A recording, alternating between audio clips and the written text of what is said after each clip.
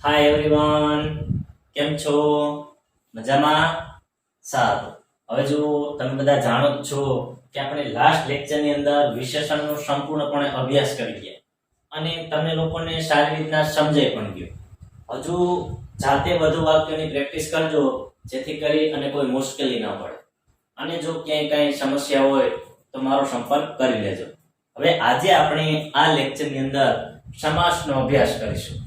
અત્યાર સુધી ઘણા વિદ્યાર્થીઓની એ મૂંઝવણ રહી છે કે સર સમાસની અંદર કંઈ સમજાતું નથી, સમાસનો જવાબ કેવી રીતના લખવો, ક્યારે તમે સમાસ ચલાવશો.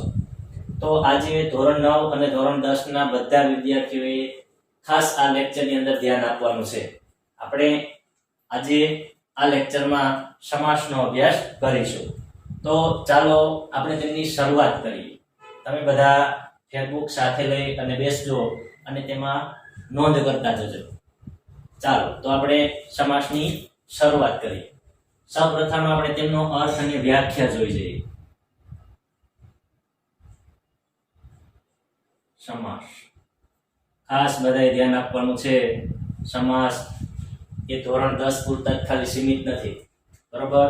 ભવિષ્યની અંદર પણ તમે કોઈ પણ સ્પર્ધાત્મક એક્ઝામ આપશો ને તો તેમની અંદર સમાસ 1 થી 2 માર્ક્સના પૂછાતા જ હોય છે.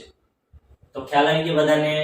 ચાલો હવે જો સમાસ એટલે શું, સમાસ કોને કહેવાય, ગુજરાતી ભાષાની અંદર સમાસની જરૂરિયાત શું, આવો પ્રશ્ન તો તમને થતો જ હશે. તો આપણે તેની વ્યાખ્યા જોઈએ. સમાસની સંધિ છોડ. સૌપ્રથમ શું કરવાનું છે? આપણે સમાસની સંધિ છોડવાની છે. તમે લાસ્ટ ટોપિક સંધિ, ધ્વનિ, વિશેષણ આવું બધું અભ્યાસ કરી જ ગયા છો અને જો એ આવડતું હોય ને તો સમાસની અંદર તમને કોઈ મુશ્કેલી નહીં પડે. એકદમ સરળ છે.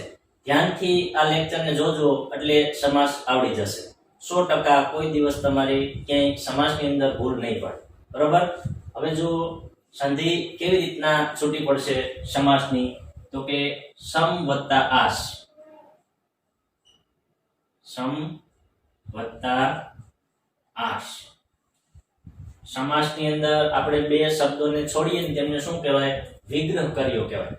ખાસ યાદ રાખજો, બરોબર? અહીં આપણે કેમ સંધિ છૂટી ફેરી અને વચ્ચે પ્લસની નિશાની ફેરી. સમાસની અંદર વિભક્તિના પ્રત્યય વચ્ચે મૂકવાના છે, પરંતુ સમાસ અને સંધિ બંનેમાં તફાવત છે. બંને એક નથી કે બેયમાં ખાલી છૂટું જ કરવાનું, બરોબર? તો શું તફાવત છે? તો કે સંધિ કોની વચ્ચે થતી હતી? તો કે અક્ષરો વચ્ચે. અને સમાસ કોની વચ્ચે રચાય? તો કે બે શબ્દો વચ્ચે. ખ્યાલ આવી ગયો? હમણાં તેમની વ્યાખ્યા જોઈને એટલે તમને વધુ સ્પષ્ટ થશે. જો સમ વત્તા આસ, આવી રીતના આપણે સંધિ છૂટી પડી. હવે જો સમ એટલે શું અને આસ એટલે શું? તો સમ એટલે સમાન. સમનો અર્થ શું થાય? તો કે સમાન. અને આસ એટલે શું થાય? તો કે ગોઠવણી. કોની ગોઠવણી? તો કે શબ્દોની. હવે જો વ્યાખ્યા કેવી રીતના બને છે, બધા સાથે લખતા જજો. વ્યાખ્યા આ શબ્દ ઉપરથી જ તેમની વ્યાખ્યા બને છે. તો સમાન શબ્દોની યોગ્ય ગોઠવણી તેમને શું કહેવાય? તો કે સમાસ. છે ને એકદમ સરળ. વ્યાખ્યા બધા યાદ રાખી લેવાની છે. સમાન શબ્દોની યોગ્ય ગોઠવણી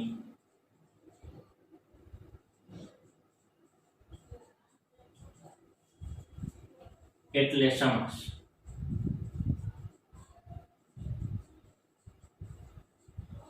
સમાન શબ્દોની યોગ્ય ગોઠવણી એટલે સમાસ, બરાબર? વ્યાખ્યા બધાને સમજાઈ ગઈ? યાદ રાખી લેવાની છે. સમાન શબ્દોની યોગ્ય ગોઠવણી એટલે સમાસ. એકદમ સહેલી છે. હજુ જો તેમની એક બીજી વ્યાખ્યા છે, એ પણ સરળ છે. તેમને પણ સાથે જોઈ જોઈએ કે બે જુદા જુદા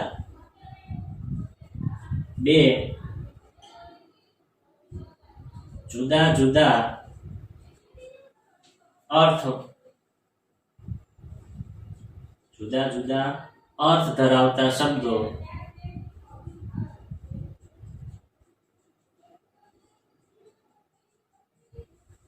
જોડાઈને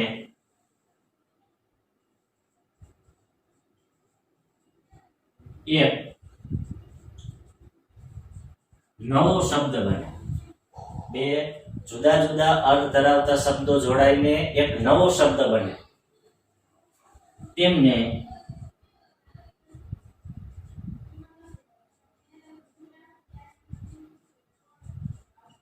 તેમને સમાસ કહે છે.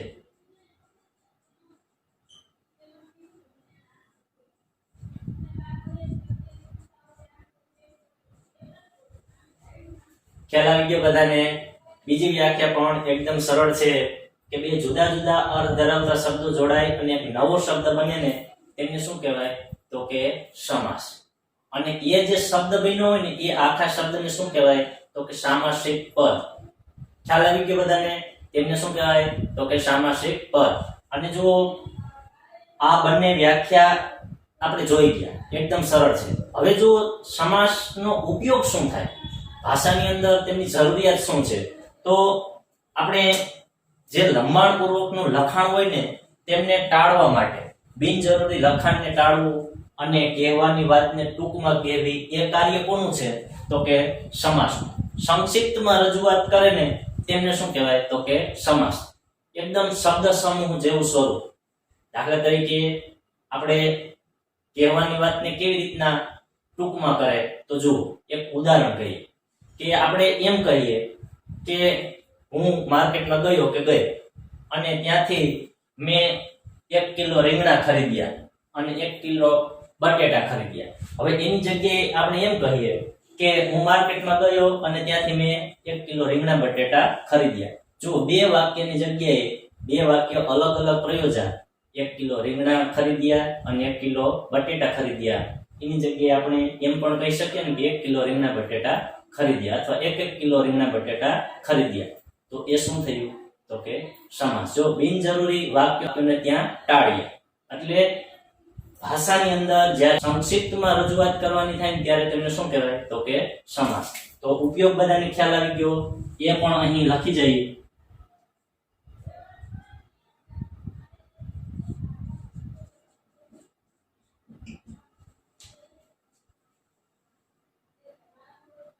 કહેવાની વાતને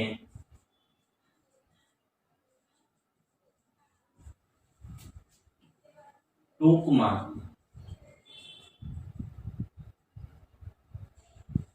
રજૂ કરવી. કહેવાની વાતને ટૂંકમાં રજૂ કરે છે, કહેવાની વાતને સંક્ષિપ્તમાં કહે છે.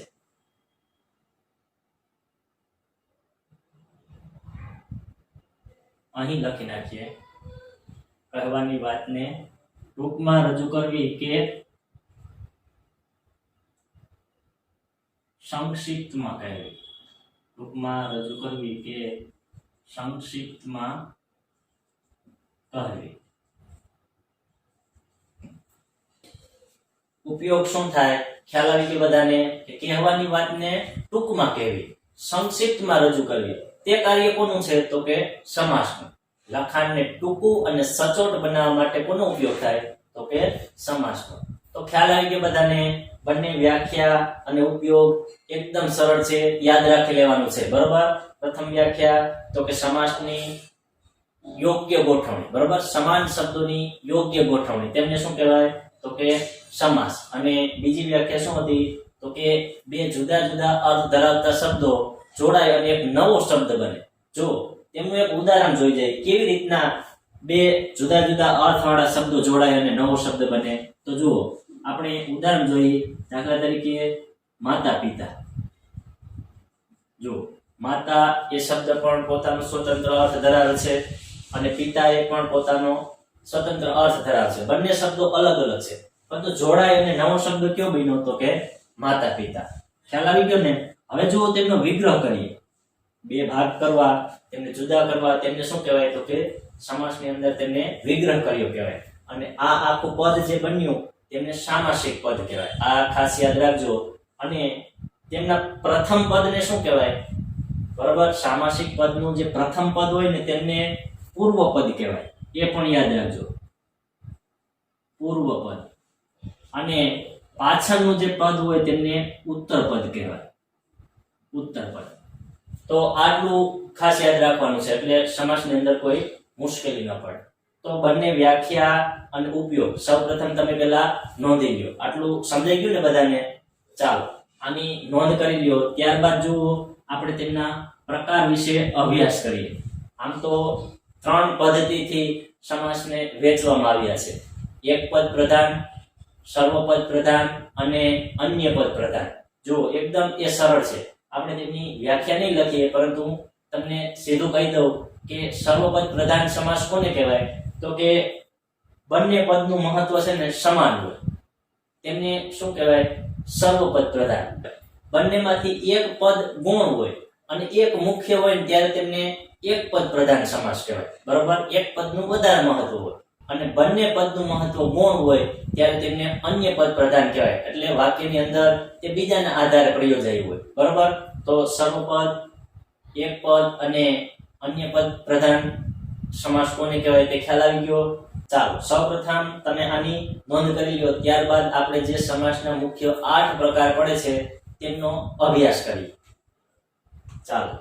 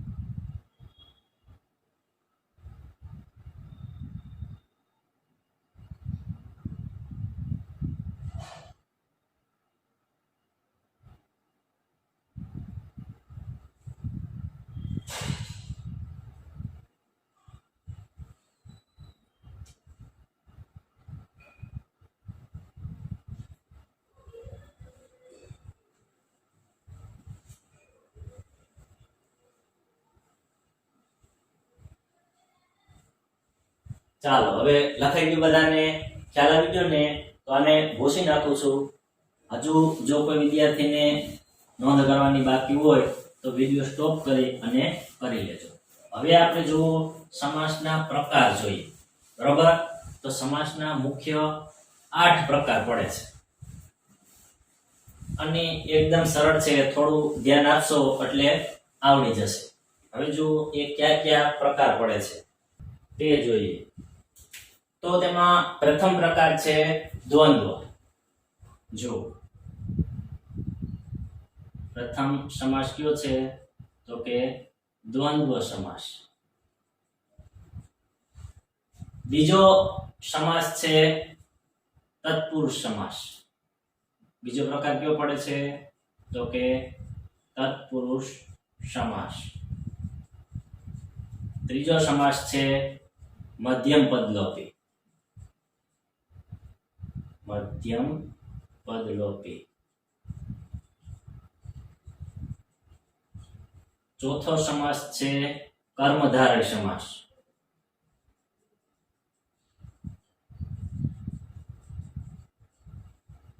પાંચમો સમાસ છે ઉપપદ સમાસ.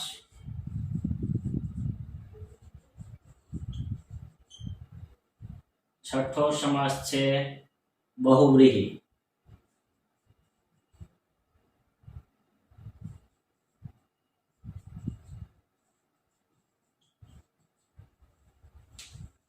સાતમો સમાસ છે દ્વિગુ સમાસ.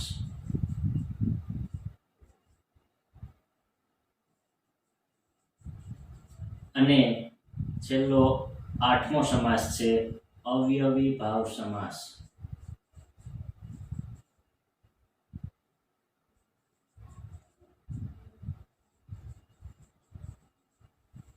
તો આ 8 પ્રકાર સમાસના પડે છે. ફટાફટ આને નોંધી લ્યો. ત્યારબાદ આપણે જે પ્રથમ પ્રકાર છે દ્વંદ્વ સમાસ તેમનો અભ્યાસ કરીએ. બરોબર? દ્વંદ્વ સમાસ, તત્પુરુષ સમાસ, મધ્યમ પદલોપી સમાસ, કર્મધારય સમાસ, ઉપપદ, બહુવ્રીહી, દ્વિગુ અને અવયવી ભાવ. 8 ફટાફટ નોંધી લ્યો.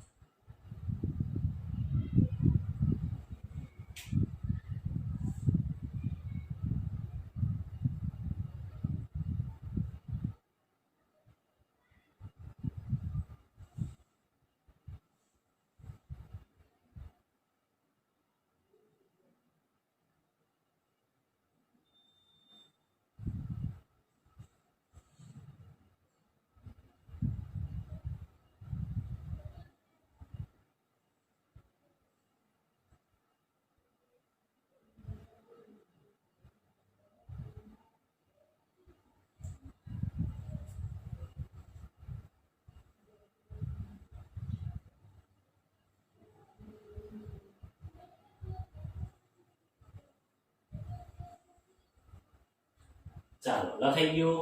તો હવે આપણે જોઈએ પ્રથમ પ્રકાર દ્વંદ્વ સમાસ. ચાલો, દ્વંદ્વ સમાસ કોને કહેવાય? દ્વંદ્વ સમાસ એટલે શું? જુઓ, સૌપ્રથમ આપણે તેમની વ્યાખ્યા જોઈએ. તો ખાસ યાદ રાખવાનું છે, દ્વંદ્વ એટલે શું થાય? તો કે જોડકું. બરોબર? દ્વંદ્વ એટલે શું થાય? તો કે જોડકું. બરોબર? અને સમાજમાં આવા જે પણ નામો છે કે જે સાથે પ્રયોજાય છે, બરોબર, સાથે જ લેવામાં આવે છે, એવા જે નામો છે, એવા જે જોડકા છે, એ બધા કોની અંદર આવશે? તો કે દ્વંદ્વ સમાસની અંદર. જુઓ, સૌપ્રથમ આપણે તેમની વ્યાખ્યા જોઈએ. તો જુદા જુદા અર્થવાળા, જુદા જુદા અર્થ ધરાવતા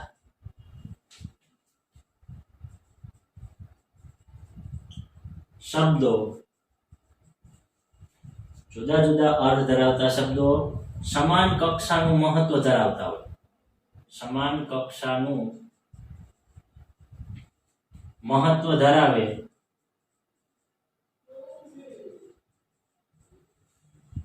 તેમને દ્વંદ્વ સમાસ કહે છે. જુદા જુદા અર્થ ધરાવતા શબ્દો સમાન કક્ષાનું મહત્વ ધરાવતા હોય તેમને દ્વંદ્વ સમાસ કહે છે.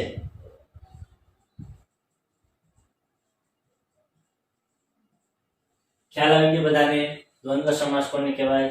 એકદમ સરળ તેમની વ્યાખ્યા છે કે બે જુદા જુદા અર્થ ધરાવતા શબ્દો સમાન કક્ષાનું મહત્વ ધરાવતા હોય ત્યારે તેમને શું કહેવાય? તો કે દ્વંદ્વ સમાસ. હવે જુઓ, તેમનો વિગ્રહ કોનાથી થાય? આપણે અત્યાર સુધી સંધિની વચ્ચે સંધિનો જ્યારે વિગ્રહ કરતા ત્યારે વચ્ચે પ્લસની નિશાની ઉમેરતા, પરંતુ સમાસમાં એવી રીતના ન હોય. બરોબર? તો તેમની વચ્ચે વિભક્તિના પ્રત્યયો ઉમેરવામાં આવે છે. અને અમુક જે સમાસ છે, દાખલા તરીકે દ્વંદ્વ સમાસ છે, તો તેમના પોતાના પ્રત્યયો છે. એમ મધ્યમ પદલોપી હોય તો તેમની વચ્ચે આખું પદ હોય, એટલે બધાના પોતપોતાના અલગ અલગ નિયમો છે. તો જુઓ, દ્વંદ્વ સમાસની વચ્ચે કોનો ઉપયોગ કરવામાં આવે છે, કોને પ્રયોજવામાં આવે છે? તો કે તેમની વચ્ચે સમુચ્ચય અને વિકલ્પનો સંબંધ હોય. તેમની વચ્ચે સમુચ્ચય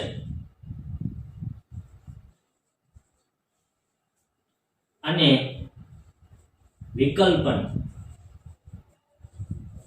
સમુચ્ચય અને વિકલ્પનનો સંબંધ હોય છે.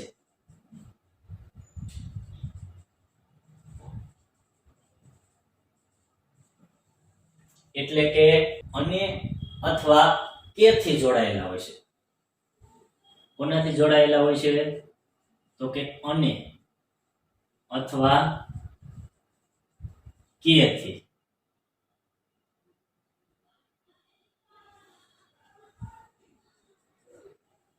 અને અથવા કે થી વિગ્રહ થાય છે.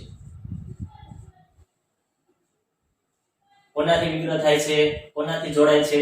તો કે અને અથવા કે થી. ખાસ યાદ રાખવાનું છે, સમુચ્ચય અને વિકલ્પનનો સંબંધ હોય છે, બરોબર. અને આ સમાસ છે ને એ સર્વપદ પ્રધાન સમાસ છે. સર્વપદ પ્રધાન સમાસ.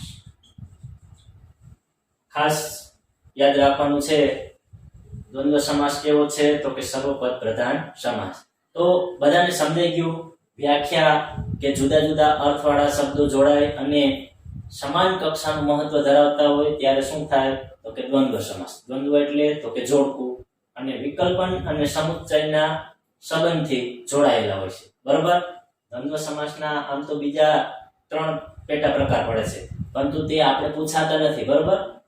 સમુચ્ચય કે ઇતરેતર દ્વંદ્વ, વિકલ્પન દ્વંદ્વ અને સમાહાર દ્વંદ્વ.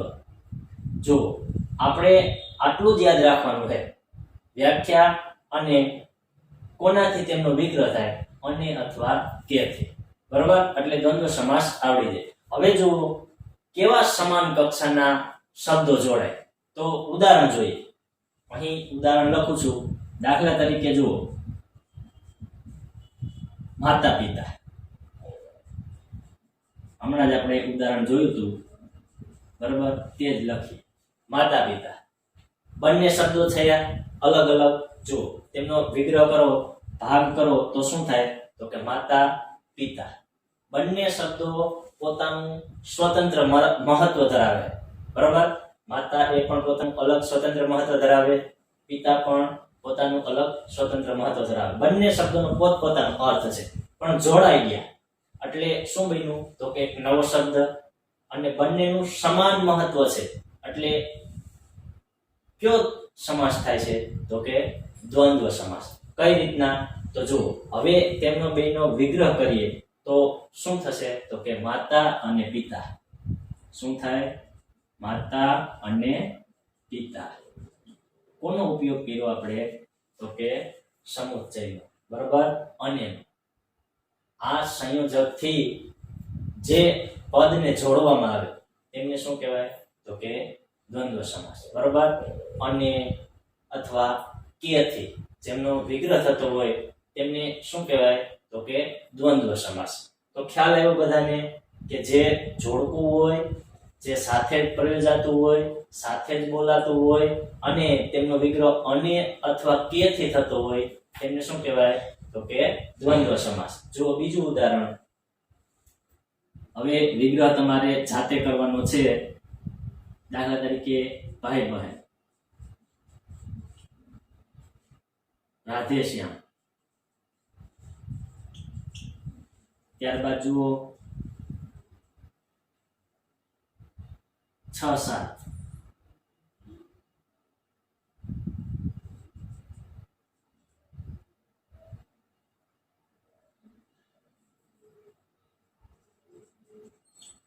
જો ભાઈ બહેન નો વિગ્રહ શું થશે? તો કે ભાઈ અને બહેન, બરોબર. વચ્ચે કોનો આપણે ઉપયોગ કરશું વિગ્રહ માટે? તો કે અનેનો. ત્યારબાદ રાધે શ્યામ, તો રાધા અને શ્યામ. અને 6-7, તો 6 અને 7 એમ કહેશું? તો કે નહીં, 6 કે 7. તો અને ક્યારે વાપરવો અને કે ક્યારે વાપરવો, બરોબર. એ ખાસ યાદ રાખજો. જો અને છે ને એ આપણે હમણાં વાત કરી કે તેમના બીજા 3 પેટા પ્રકાર પડે, એક સમુચ્ચય અને ઇતરેતર દ્વંદ્વ, બંને તેમને કહી શકાય. એટલે તેમની અંદર છે ને અને સંયોજક દ્વારા જોડાતું હોય છે સમાસનું પદ. તો તેમની અંદર અન્યથી વિગ્રહ થતો હોય છે. તો જો માતા અને પિતા, ભાઈ અને બહેન, રાધા અને શ્યામ. ત્યારબાદ વિકલ્પન જે પ્રકાર પડે છે, વિકલ્પન દ્વંદ્વ, એમાં કે થી તેમનો વિગ્રહ થતો હોય છે. દાખલા તરીકે બે માંથી એકની જ્યારે પસંદગી કરવામાં આવતી હોય, બરોબર, તો 6 કે 7, 3 કે 4, 2 કે 3, ખ્યાલ આવ્યો ને? તો આવી રીતના જે અનિશ્ચિત સંખ્યા હોય ને ત્યારે વિકલ્પન દ્વંદ્વ એટલે કે થી આપણે વિગ્રહ કરવાનો છે, અને જ્યારે નિશ્ચિત પદ હોય ત્યારે અનેથી વિગ્રહ કરવાનો છે. બરોબર, સમજાઈ ગયું ને બધાને? અને કે કેવી રીતના ક્યાં વાપરવું? મોટા ભાગે અનેથી જ વિગ્રહ થશે. જ્યારે અનિશ્ચિત આવી રીતના સંખ્યામાંથી પસંદગી કરવાની આવે ને ત્યારે કે નો ઉપયોગ થાય છે અને તેમનાથી વિગ્રહ કરવામાં આવે છે. ખ્યાલ આવી ગયો? તો અહીં આ દ્વંદ્વ સમાસ પૂર્ણ એકદમ સહેલો છે. અને સમાહાર દ્વંદ્વ જો ત્રીજો પ્રકાર, એમના વિશે એક ઉદાહરણ આપી દઉં કે સમાહાર દ્વંદ્વ કોને કહેવાય? તો જન્મો જન્મ. જો આવા છે ને એક સરખા પ્રાસ ધરાવતા, લય ધરાવતા શબ્દો એ બંને એક સમાન જ ઉચ્ચાર થતો હોય તેમને સમાહાર દ્વંદ્વ કહેવાય. હવે આનો વિગ્રહ તો અન્યથી જ થશે, જન્મ અને જન્મ. બરોબર, એટલે એકદમ સરળ છે. પરંતુ આપણે પેટા પ્રકાર ક્યાંય આવતા નથી, એટલે એ કઈ ઝંઝટ તમારે છે નહીં. સમાસ, આ દ્વંદ્વ સમાસ અહીં પૂર્ણ. તમારે દ્વંદ્વની વ્યાખ્યા યાદ રાખવાની છે. દ્વંદ્વ એટલે જોડકું અને જુદા જુદા અર્થ ધરાવતા શબ્દો સમાન કક્ષાનું મહત્વ ધરાવતા હોય તેમને શું કહેવાય? તો કે દ્વંદ્વ સમાસ.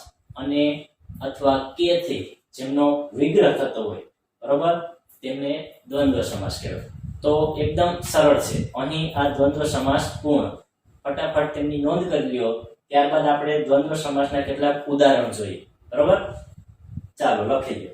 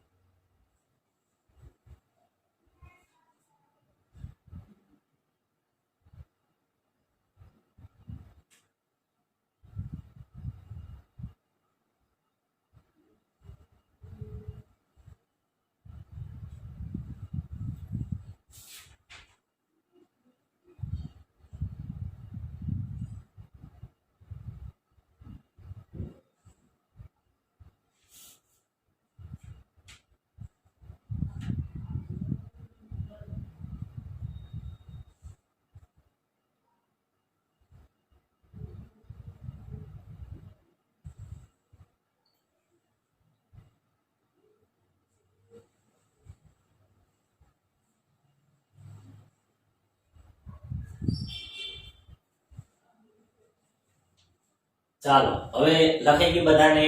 આ વ્યાખ્યા યાદ રાખી લેવાની છે અને કોનાથી વિગ્રહ થાય એ ખાસ યાદ રાખવાનું છે. હવે જો તેમને આપણે વધુ ઉદાહરણ જોઈએ અને તમારે સૌપ્રથમ આ વ્યાખ્યા અને નિયમ પ્રમાણે તેમનો વિગ્રહ કરવાનો છે. જાતે પ્રયત્ન કરવાનો છે. હું અહીં ઉદાહરણ લખું છું, ત્યારબાદ તમને તેના જવાબ પણ કહીશ. જો આપણે દ્વંદ્વ સમાસના અહીં કેટલાક ઉદાહરણ લખીએ. તો ચા પાણી, જાતે તમારે વિગ્રહ કરવાનો છે. બરોબર, ત્યારબાદ 8 10,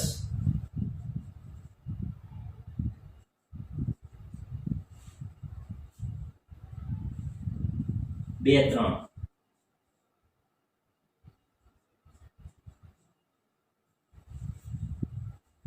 દેશ, ચીજ વસ્તુ,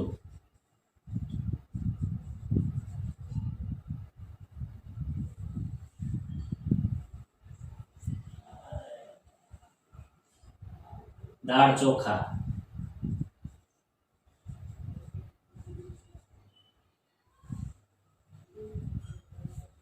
સુખ દુઃખ,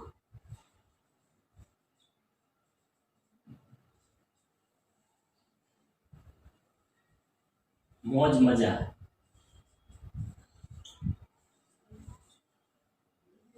મોટા મોટ,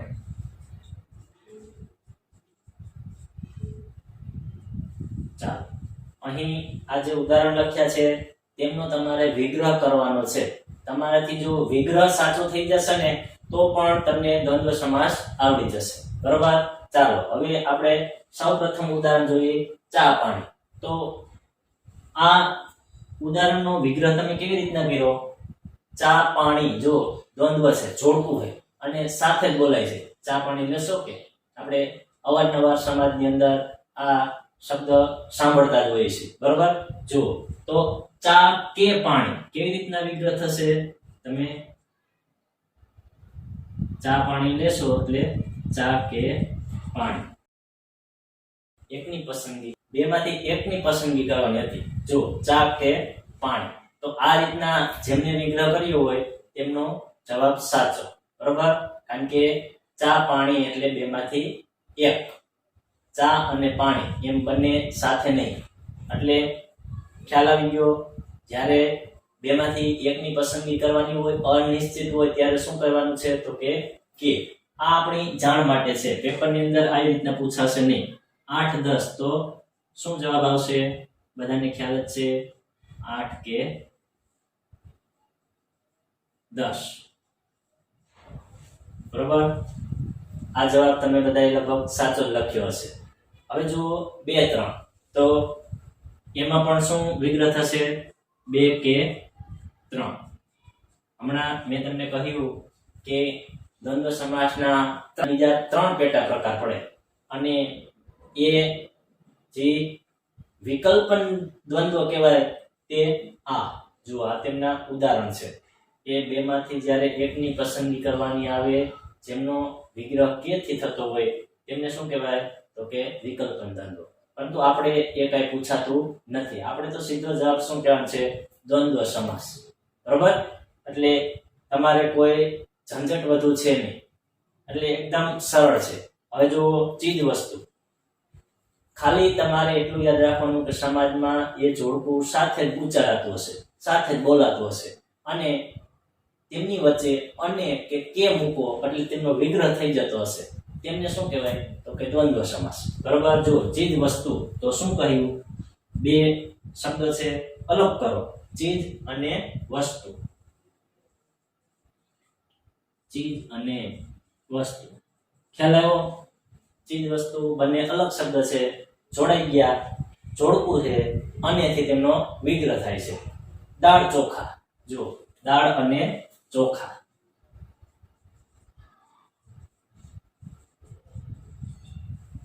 ત્યારબાદ સુખ દુઃખ. તો સુખ અને દુઃખ.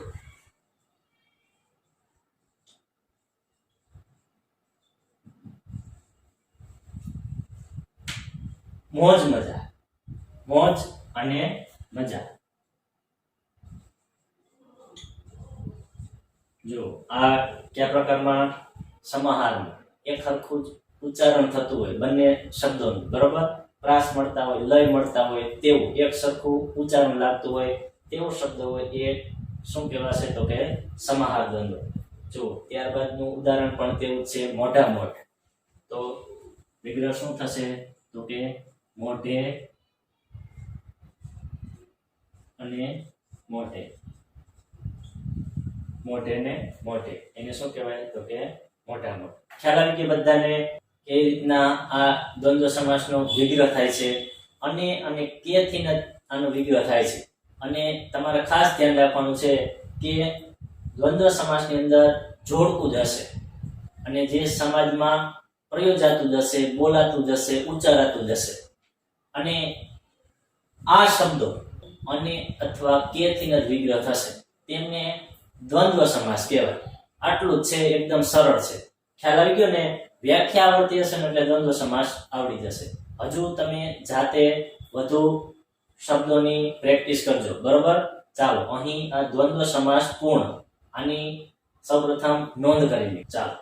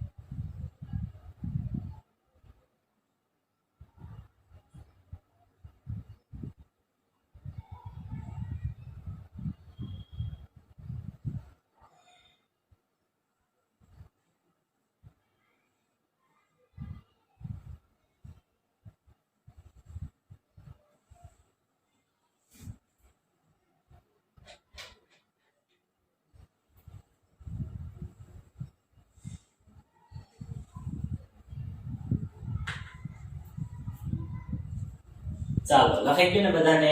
તો હવે આપણે તેમનો બીજો પ્રકાર જોઈએ, તત્પુરુષ સમાસ. બરોબર?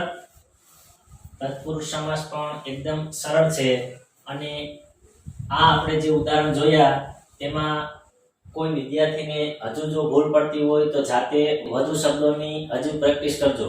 અને આમાંથી જો અડધા પણ સાચા પડ્યા હોય ને તો પણ ખૂબ સારું કહેવાય. બરોબર? એકદમ સરળ છે. ખાલી તમે વ્યાખ્યા યાદ રાખી લેશો અને કોનાથી વિગ્રહ થાય ને એ યાદ રાખી લેશો ને એટલે દ્વંદ્વ સમાસ આવડી જશે. એકદમ સરળ છે. હવે જુઓ તત્પુરુષ સમાસ.